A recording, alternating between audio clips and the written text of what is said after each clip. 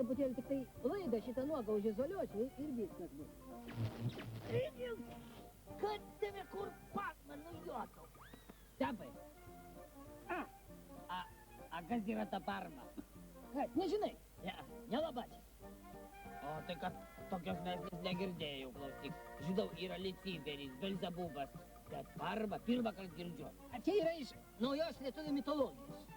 A, tai čia naujas lietuviškas velnės. Nu, panašiai, tik tai suomiškos veislės. A, kur tas laidas dar nuogas tingo? O tu velnias. Kuris laidukas, kuris čia trenkia laidukas žaltys, a? Stepai, a kaip jis čia Lietuvoje atsirado? Nu kaip?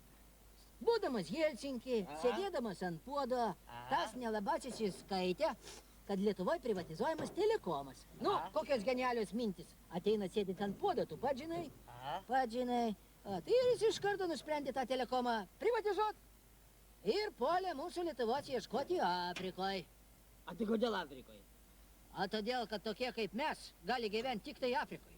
Nes tokį pelningą objektą gali pasiryžti privatizuoti tik tai arba visiškai durnas, arba už visiškai didelį kyšį. A, va laidukas.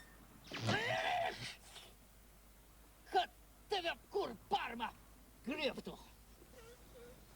Gal vis tik tu nepelnytai šitaip, a? Ką nepelnytai? Telekomas gavo per šitos metus 200 litų milijonų pilnų. Eik tu. Nu, o kainas tai nedidina, o mažina. Bet tai tarptautiniai pokalbiai tai žymiai atpigo. Nu, čia tai atpigo teisybė. A tu turi pažįstamą krokodilą Egipte? Ne? Gaila, galėtum su juo pasikalbėti su žymė nuolaida. Kur tas laidas, a? Stepai, vis tik gal pirštinės apsimau. Tai kaip aš tada žinosiu, kur srovė ateina, a? Ir jeigu tu manęs paklaustum, dabar kokios naujovės laukia mūsų Lietuvos gyventojų iš telekomo pusės, aš tau mielai atsakysiu. Bus įvestas sujungimo mokestis, atjungimo mokestis. Tu mokėsi, jeigu tavo aparatas naujas, jeigu tavo aparatas senas. Jeigu tu kalbi su neplauta galva, reiškia, bus didesnis mokestis. Jeigu tavo rankos purvinas telefono ragelį laiko, vėl savo mokestis ir mokestis po mokesčio. Klausyk, bet taigi jis visai ne tą žadėjo. A, ką jis atėjo, jam dabar vienodai. Jis, man atrodo, dabar yra nepakaltinamas. Eik tu. Nu taip, pasijant veido lyga užrašyta. Išsėtinė sklerozė. Nes jeigu aš dabar jo paklausčiau, kad jo, sakysiu, ponas Parma, jūsų pažadai labai skiriasi nuo darbų. O žinai, ką atsakytų? Atsakytų, aš neprisimenu, ką aš jums žadėjau. Kad tave Parma nujuokau.